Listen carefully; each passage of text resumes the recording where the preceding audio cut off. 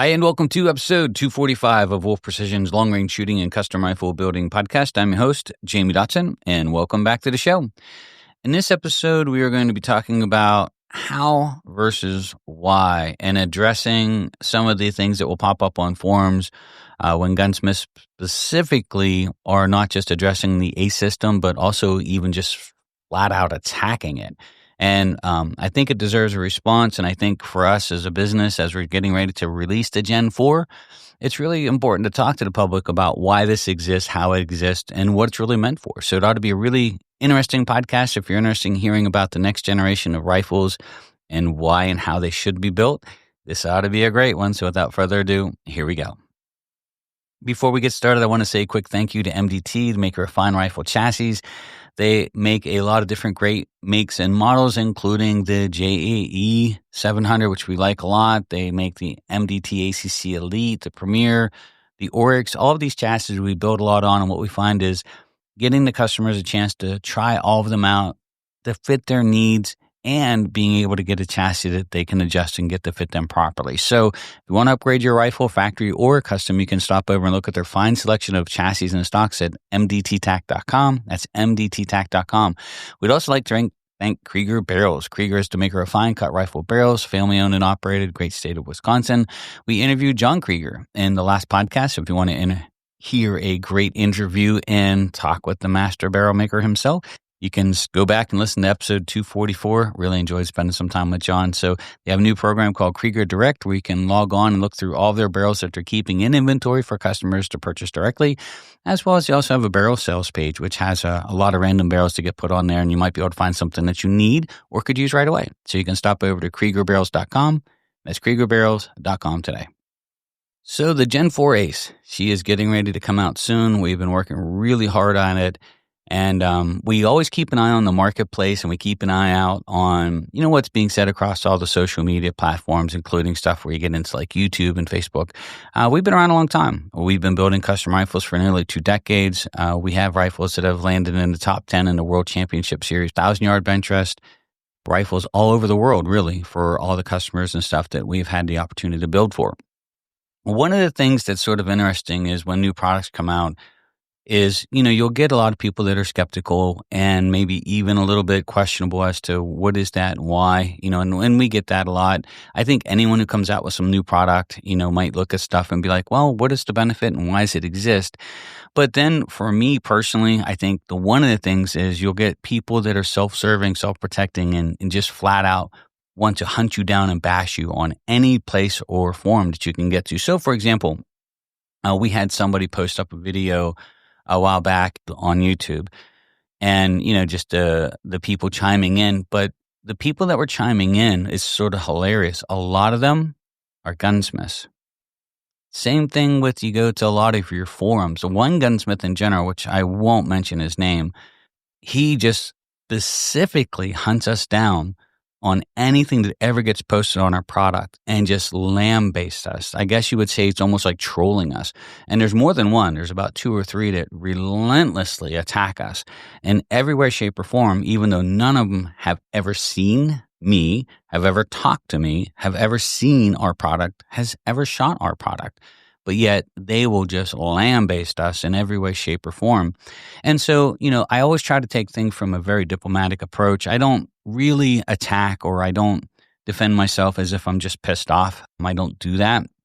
I'm very objective when it comes to criticism and listening to all the different people that are out there. And in some cases, maybe, not explaining ourselves well enough to customers to sort of, combat the craziness and stuff. But also in cases like this, where it's just a flat out assault in order to try to either smear, degrade, question, just anything they can do to try to hurt our business. And in some ways, it's sort of self-serving. So how and why it's worth talking about. So one of the comments that this gentleman posts on every forum he can find every video that talks about an ACE, whether it's Gen 1 right up to the Gen 4 that's coming out now, is, well, it's a solution looking for a problem. And I'm going to address it directly to him and tell him that the problem that we're actually addressing is you. And the reason the ACE exists isn't about, technically speaking, about the accuracy increases that we've seen, about the repeatability of making just high quality rifles. So our ability to rinse and repeat our formula and produce the same quality rifle over and over again, the efficiency in what we can do it. But really, it's about taking the rifle chamber and taking it from a service, which is the gunsmith, and turning it to a component or a working piece of the rifle. We are about ready to change the industry on how people chamber rifles. And it's about taking it from a service.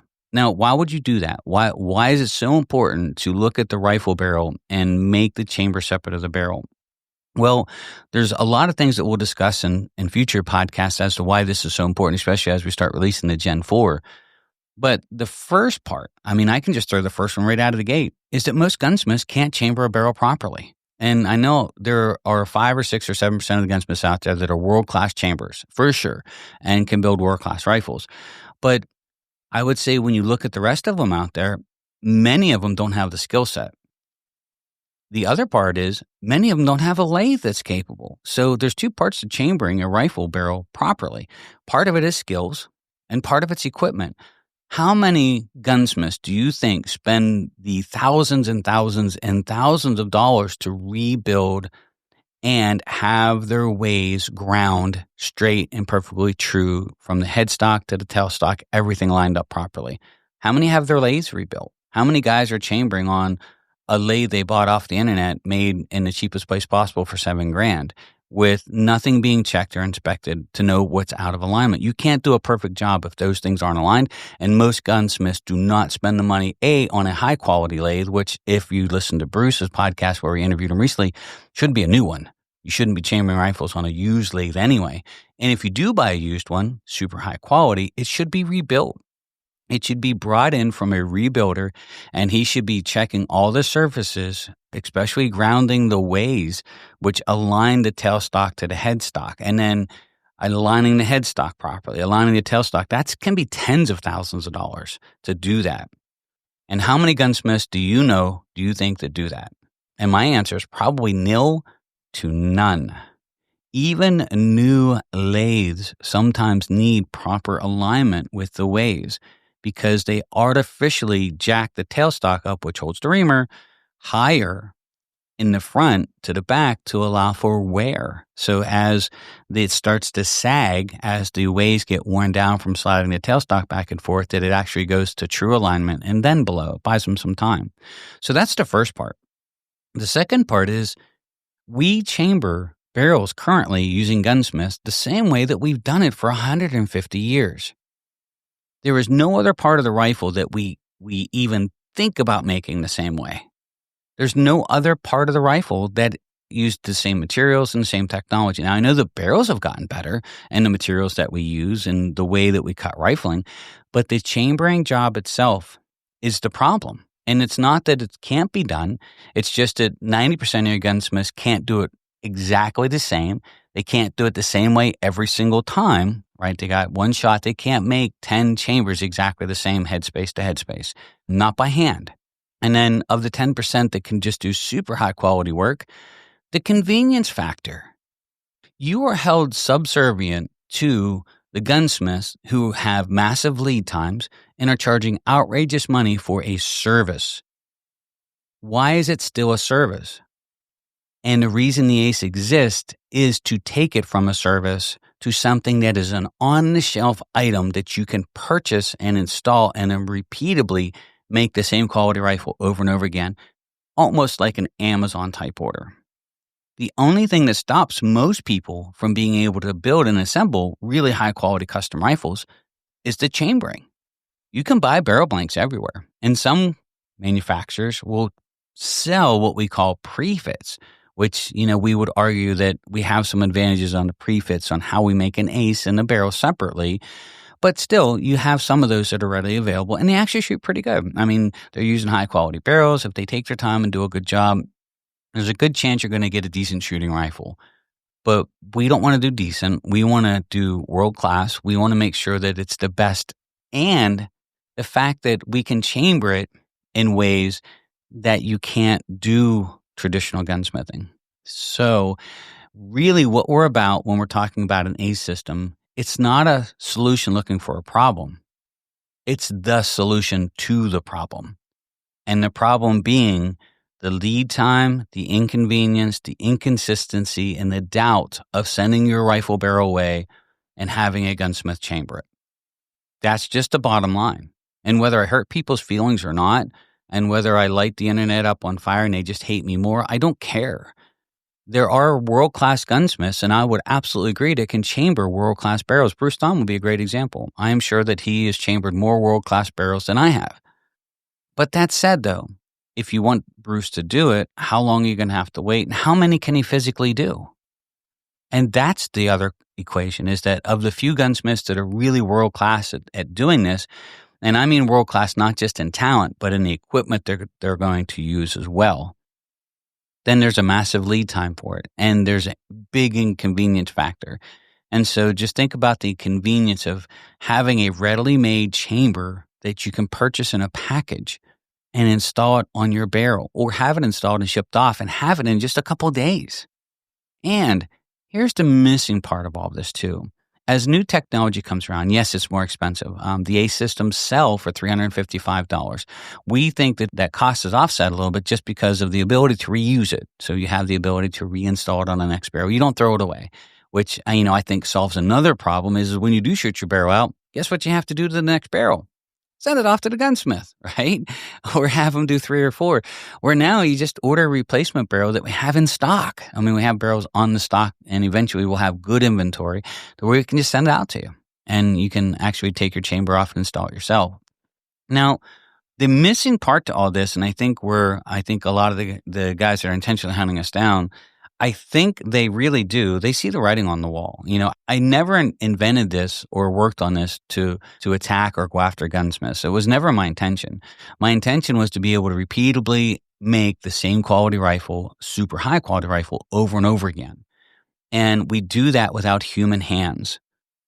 One of the things that I like to throw out there is, and the challenge that I would throw out to the gunsmiths that are just bashing the crap out of me on these forums, is you show me one other industry, aerospace, medical, or military, where that process is done manually because it's not capable of being done better in a CNC. Show me one aerospace part, one satellite component that can't be made in a machine better. We have to do this one by hand. It doesn't exist. It doesn't exist. There's not a single part or piece on anything that goes into a satellite that has to be done by hand. And there's not a single piece in there that, if done by hand, would be better. Period. And yet we hang our hats that in manufacturing a chamber, it's separate of the barrel, that can't be better than me hand chambering the barrel. How can that be better? I mean, how can it not be better if it's done on high quality machines and your clearances and tolerances are correct? And your processes and procedures are correct? How can it not be better? Now, here's the other writing on the wall that I'll put out there. Let's talk about cost, right? I know that our ACEs are $355, the Gen 4s, when they release, right? They're not cheap, per se, and probably almost as expensive as you would say like a gunsmith would have. And we're going to dive into a lot of this over the next several podcasts, and just talk about some of the benefits and things that we have found over the years of working with this ACE system and bringing it to market. It's a big change to the industry.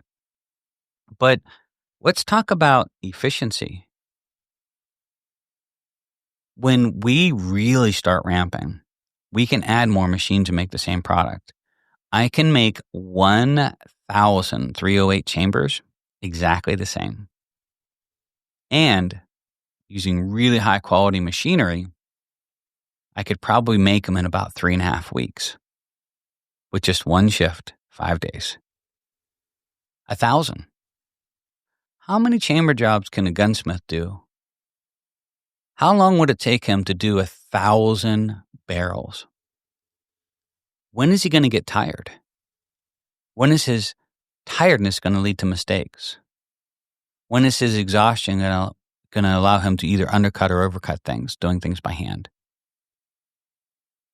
If the average gunsmith builds 50 rifles a year, 50 rifles a year, most gunsmiths do not build more than 50. 20 years. And we can do that with one machine, less than 4 weeks, and just 5 8-hour shifts. We moved to 2 8-hour shifts, and we can cut that time down to almost 2 weeks. We add a second machine, and we can probably do it in 5 days. So we can do the work of one gunsmith in the chambering area and have consistency and efficiency and effectiveness in less than a month than they can do in 20 years. Take your other builders, for example, that might be making 300 to 500 rifles a year. And that's the top. So when you look at some of your high-end, super high-end custom rifle builders that are in the hunting world, think of those builders as well as some of the guys that are building a lot of tactical rifles. 300 to 500 rifles a year. And that's with 4 or 5 or 6 or 30 employees, right? It's 3 years worth of work for them to do 1,000 rifles or 1,000 chamber jobs completed. And we can do that in less than a month. The other part to the equation here is once we're able to scale, we are able to start bringing the cost down. And as we bring the cost down, we can pass that savings on to the customer. So although we're about as expensive as a gunsmith hand chambering it now, 2 years from now, it won't be even close. So when you're looking at our ACE system and you do some Google researches, and you can look them up, and, we try to be careful. I let people, post stuff throughout, and I always like it. We have lots of customers that shoot our ACE system out there, and I let them speak on our behalf because I've always said that I can say whatever I want, screaming from the highest mountain in the world, but it's just me talking about my own product. We let our customers talk about our product. We let our customers chime in on the accuracy and the quality. We hear it over and over again on that we have built them the most accurate rifle that they have ever owned. And we do that several times. And each rifle performs exactly the same. And that was the goal of this system, is not just to build, Jamie making one really excellent rifle at a time, but we know the formula. But what's the missing piece? How can we repeat this process without my fingers having to manually do all of this work every single time? The average gunsmith that's really good at chambering, when I did spiders, it was probably about 5 to 8 hours. But even a really good gunsmith, if he's hustling 1 to 2, I've seen some guys brag about, well, I can have a barrel done in 2 hours. Yeah, probably. I wouldn't say it would be the best barrel, but you could probably do it for sure. But even at that, how long till he gets tired? Even if he does, 4 a day, when he's doing the 4th one, is he getting tired? Is he getting fatigued? Is he going to make a mistake? When you make a mistake chambering a barrel, you either set the chamber forward or you replace the barrel. That's the risk. And so when the gunsmith that chimes in on every form that he can find that says, well, I don't know what they're doing, they just look like they're a solution looking for a problem, I want you to go look in the mirror and know that we are looking at you, and that part of the problem we're trying to solve is the inefficiencies of hand chambering.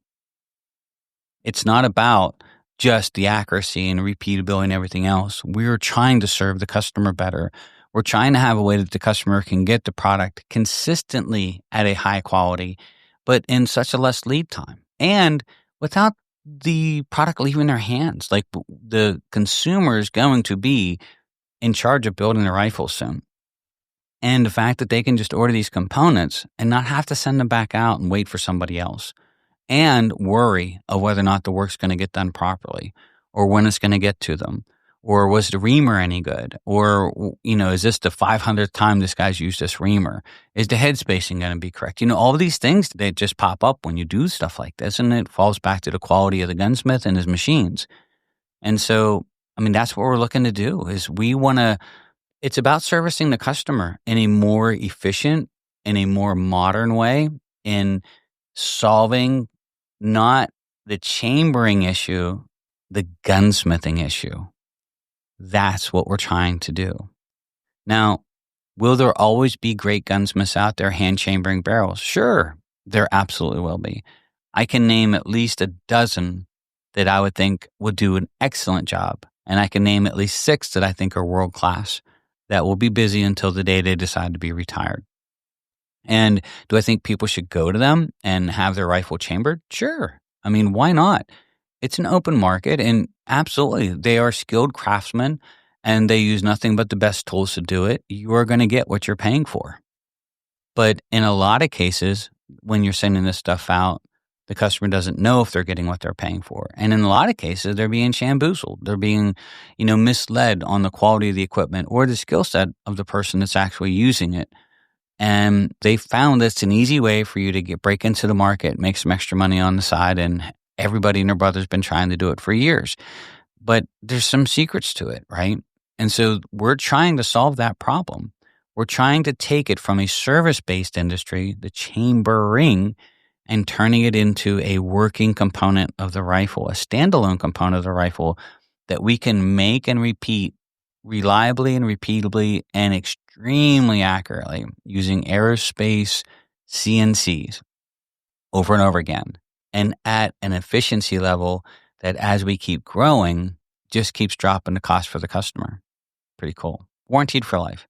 So I know that this came across my desk a couple of days ago, and it's absolutely funny. 2 of them in particular that just, and at first, I was a little bit put off by, I'm not sure why they just keep hunting me down. I don't really chime in on forums. I don't get into all the arguments and everything else. We'll be doing a lot of shows this year. We'll be going to some matches and such. But, as far as when it gets into how are these people finding all of these places, and it's always the same couple that are doing it, is they're intentionally probably Googling me, Googling our product and searching us out, and then just seeing anywhere where there's a thread or a forum that's posting or somebody asking about our system. And then they just cook the daylights out of us and just throw so much BS out there, not knowing anything about us, our processes or equipment or what we do, or me personally. They don't know me. They don't know my rifles. They've probably never touched anything that we work on. But that said, they're intentionally hunting us down with bad intentions. Their intention is to hurt us. Their intention is to attack us just on the fact that, maybe they feel threatened, or maybe they feel that, we don't deserve success, or, but change is inevitable. Change always happens, and it'll probably happen to us as we keep moving along as well. And you either keep changing with the times and keep growing and trying to find a way to serve your customers better, or you just wind up doing best practices like everybody else. And I decided early in my career that I wasn't going to do that I was always going to search for ways to serve our customers better, to make a better product. And the price you pay sometimes when you do that is just a criticism, and sometimes the outright attack that you get from people who either are maybe a little jealous of what you've done, or just, it's like the crabs in a pot. They don't let any other crabs escape. I'm in here, so every time you try to get out of that top of that lid, I'm going to pull you back down. And you get that mentality. Now, I don't do that, and I'm not going to throw out any names, but at the same time, I am going to speak up for myself. I owe it to myself, my businesses. I owe it to our team members and people that work here really hard. I owe it to all of our vendors that we send really hard-earned money to purchase products and pieces from, to grow and work on this business, all the tooling companies that we work with. There's a lot of families that actually feed themselves and take care of themselves from our business. And so as the president of the company, I have to speak up sometimes and say that, hey, I'm going to push back a little bit and then sort of start speaking the truth. And not in an adversarial way, but in a truthful way, because we have the responsibility of all the people that work for us and work with us, that they feed their families too, and that we don't just let somebody be out there tearing us down without us speaking up and saying, hey, this is really what we're trying to do, and trying to give the honest review. So keep an eye out. We'll have lots of new stuff coming out soon. We're going to address a lot of the things that we found fascinating over years of working with the ACE system, and try to touch base on things, why you might want to look at it and why you might want to learn more about it. If you want to learn more about the system, you can stop over to wolfprecision.net. You can see more there. We will be having some prosumer gunsmithing schools coming up soon, lots of online programs where we teach. We'll be able to actually share a lot of the information on how to build the rifles, how to maintain them yourselves. We're sort of excited for that part, and the Gen 4 Ace is coming soon. The last generation, here we go. It is going in production. We are making chambers. We haven't released them yet. Gen 3s are still out there. Anyone that buys a Gen 3 Ace or a custom rifle with the Ace system on it, even back down to a Gen 1, when the Gen 4s come out in that caliber and you're ready to change your barrel out, we're going to upgrade you for free. So you order a whatever caliber might be. Let's just say you build a 308 today. Well, we have Gen 3 Aces here that we'll build the 308 with. And when we make the Gen 4 Ace available and you're ready for a rebarrel, we're going to replace your Gen 3 at no extra charge. How's that? How many gunsmiths are going to rechamber new barrels for you at no extra charge? So if you'd like to learn more about it, stop over to wolfprecision.net. We're really excited about all the things that are coming up here soon at the end of the year. I also want to throw out there a couple updates and then, of course, say thank you to our last sponsor. TriggerTech is a proud sponsor of the show.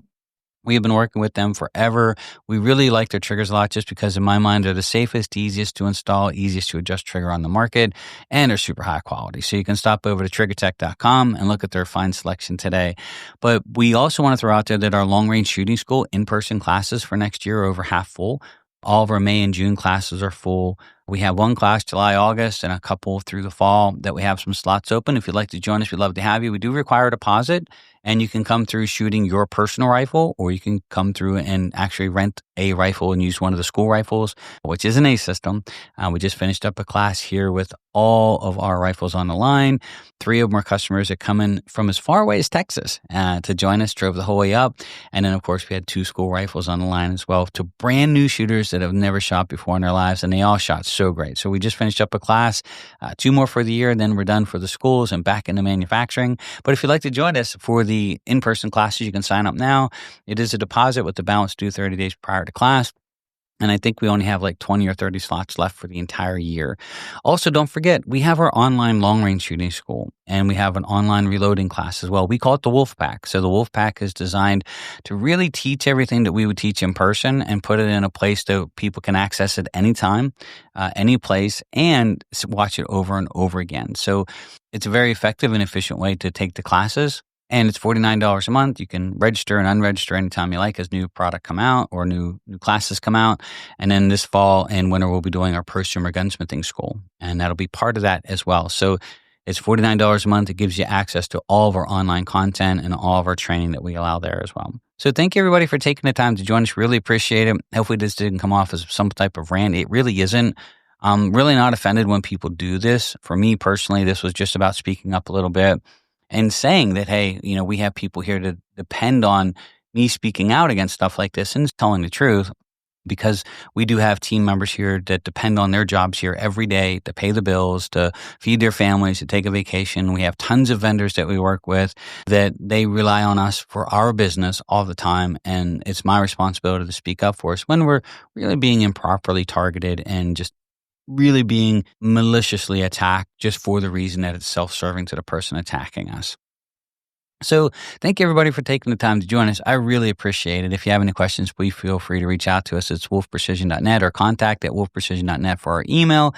And then next episode, we're going to dive into a little bit more about our prosumer gunsmithing school that will be coming out and launching this early winter and then through next spring. So we're super excited about that. So thank you, everybody, for taking the time to join us. My name is Jamie Dodson. I'm your host, and you're listening to Wolf Precision's Long Range Shooting and Custom Rifle Building Podcast.